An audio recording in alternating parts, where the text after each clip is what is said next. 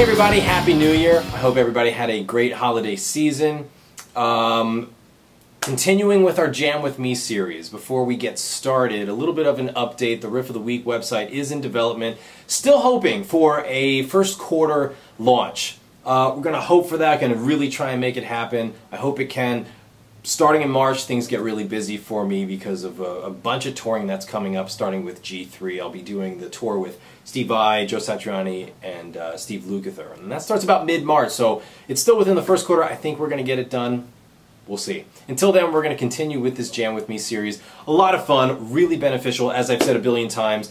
It doesn't matter what you're practicing. You need to be improvising every day to implement what you're practicing, to make music with it. That's the only reason we're picking up these instruments in the first place. So, last time we did like a take on blues, and today we're going to do another take on something kind of bluesy. It's not exactly blues though. This is a little bit odd, actually, the way it's structured and what I'm going to throw in as far as a wrench, okay? Because I think when you're improvising, you should always be, you know, pushing yourself, pushing your boundaries, expanding everything, and putting a focus on it. Today's focus that I want to throw at you is put down your pick. Okay, try and just play with your hands, no pick involved, all right? Completely different style of playing, really beneficial. A lot of great benefits can come out of it. Obviously, you got 5 picks now instead of 1, but it's going to take a while to get used to those 5 picks. So for now, if you just have to play with your thumb or 1 finger or maybe 2, which is mostly what I'll be doing, maybe 3, that's fine. That's great. You know, the benefits are also you get a lot of dexterity, more picks, different kinds of attacks. You know, we've got the... much more of a plucky country kind of sound, which is great. You should definitely have that on your fingers. So that's the focus that I want to have for us this week. As far as the track is concerned, it's a bit odd, okay? Again, I've got my little Fender G-Deck down here. We're just going to play from a track off of that. And the way this thing starts, it starts with a 4-bar groove in just an A minor. So start with an A minor 7. You know, vamp around that, throw in some, you know, 9s, whatever you want to do. After 4 measures, it starts to switch to a D7, back to the A minor 7. Just repeats it, like I said, 4 times. Okay, so and then after that, it just vamps on A minor 7 for quite a while. So the chords, the structure, the chords of it, that's not what's difficult at all. The arrangement is a little weird because it starts out with 4 bars of A minor 7, goes to 4 bars of this D7 to A minor 7, 2 chords per bar, and then it goes to 14 bars of A minor 7. So after, I think just the initial start of this track is the only weird part, because once it kind of recycles after the D7 to A minor 7 part, just think of it this way. 14 measures of A minor 7 and then 4 measures of D7 to A minor 7. And just cycle that, okay? Now that that's out of the way, what are we going to play? We're going to play A minor. This is all A minor blues, A minor pentatonic, I can talk today. Any of those that you want to do. When it comes to the D7, we have to switch things up a little bit, okay? General rule of thumb, when you've got a minor progression and your 4 chord is dominant, Dorian. That screams Dorian, and here's why. D7 has an F sharp in it. There's no F sharp in A minor, right? A minor is A, B, C, D, E, F, G, A. Same as C major, all the white keys on a piano, no sharps or flats. When it comes to the D7 though, we now have this F sharp, so we need to change something. We can either go, you know, chord scale, which means whatever the chord's giving you, this is a D7, play something appropriate, okay? D, Mixolydian would be great. But that means you're changing your tonality. We don't want to really change our tonality all that much, so we just have to adapt our scale for this chord. We need one change. In A, B, C, D, E, F, and G, just go A, B, C, D, E, F sharp, and G, and now you're playing A Dorian. So save A Dorian, over top of that D7, everything else, Aeolian, pentatonic, blues, whatever you want to do. Okay, let me tell you a little bit about what I'm playing through today. I want to introduce more gear into our talking because everybody loves gear. This is my Fender 52 Hot Rod reissue telly. Very simple, awesome sounding telly. I am plugged into then a Maxon AD999 Pro analog delay, and then into the newest addition to my arsenal, a Dr. Z Z-Rec, which is a 30-watt amp, EL84s, Very simple, as you can see on the front here. There's only 4 knobs. Cut, which is like a presence control. It's an adaptive variation presence control, so if you roll up the presence, the bass rolls off, and vice versa, that kind of thing. And then you have bass, treble, and volume. And that's it. Super simple, awesome, awesome amp, super touch sensitive. Starts to break up around 12 or something. Even though it's only 30 watts, it's crazy loud. So I have a Dr. Z air brake, which is an attenuator, okay, to bring it way down. So my amp is, I don't know, about 10 o'clock, and if I took the attenuator off, it would be crazy loud, okay? Great for studio and live, not so much for a little, you know, room here. And that's it. So, nothing else.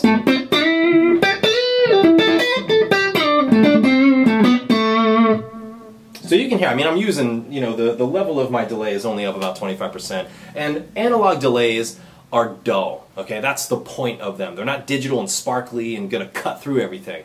Whenever I have a digital delay, I always use the high cut to bring down that high end anyway, because the notes of the delay, if you put a high cut on it or use an analog, they don't get in the way of whatever you're playing. Real benefit to analog delays. It's already there, it's built in, it's very warm. If you have a digital delay, hopefully it has a high cut or a low pass, anything like that.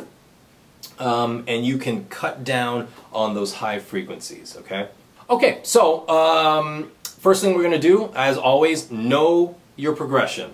Don't just jump into soloing. Know your progression so you know when the chords are happening and where they're happening and get a feel for the vibe. So let's play through this. Like I said, just to start it off, it's 4 measures of A minor 7, then 4 measures of this D7 to A minor 7, and then 14 measures of A minor 7 from there. So let's just get a vibe for it. We don't have to play through all that. I'm just going to be playing, like I said, A minor 7 variations, anything like that, and then D7 or 9, something like that, to an A minor 7, just over and over again. All right, here we go.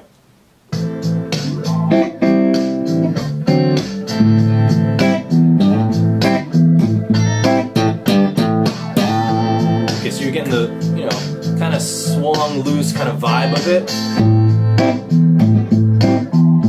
Here comes the D7.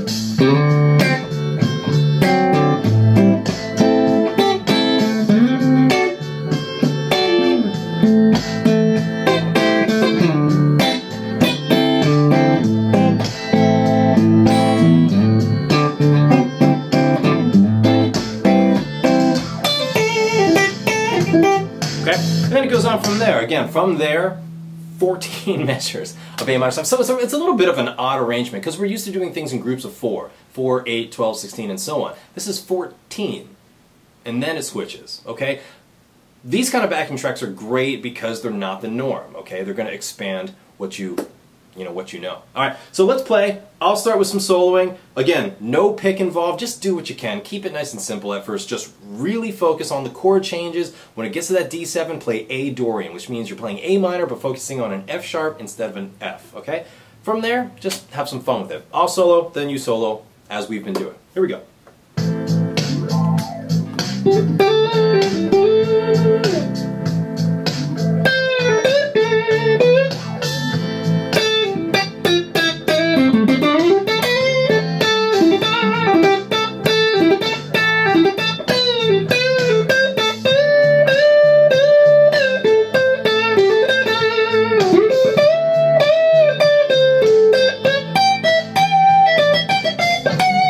Sharp.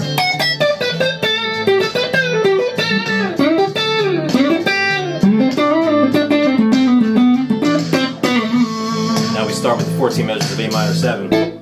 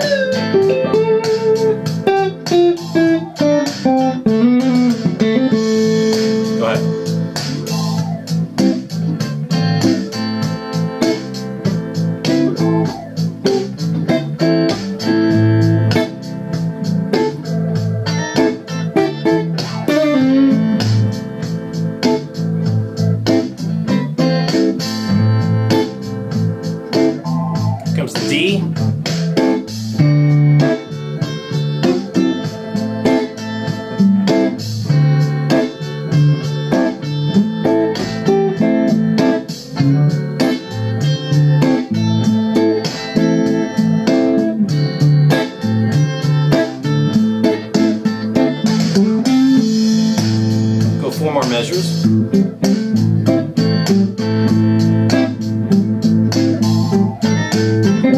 Back to me.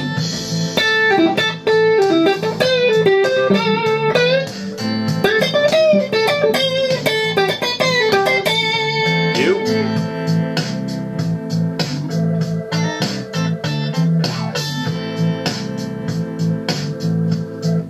Back to me.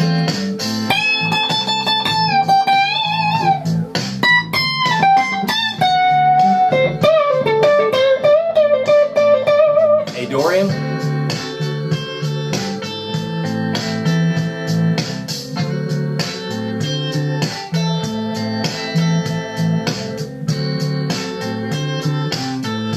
Bring it back to me.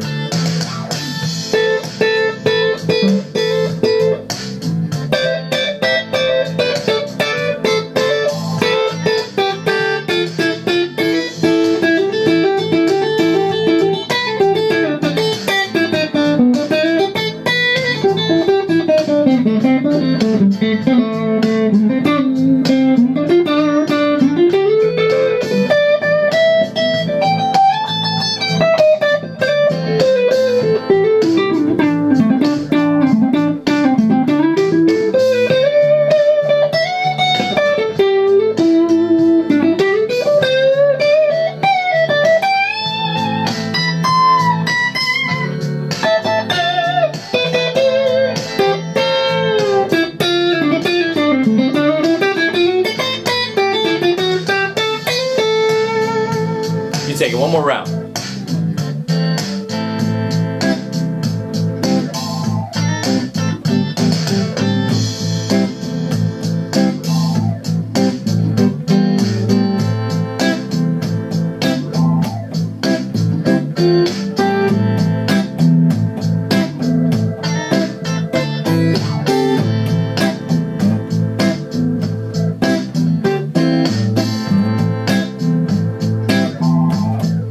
D.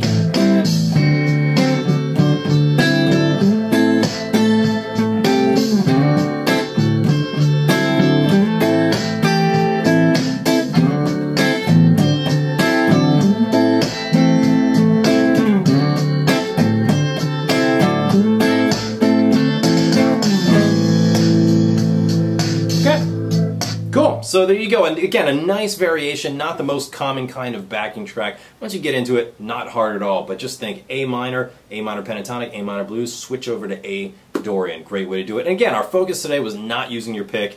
Not the easiest thing at first, but it gets really fun really quickly. Alright, have some fun with this, rewind it, do it over and over again, and I'll see you next time. Take care.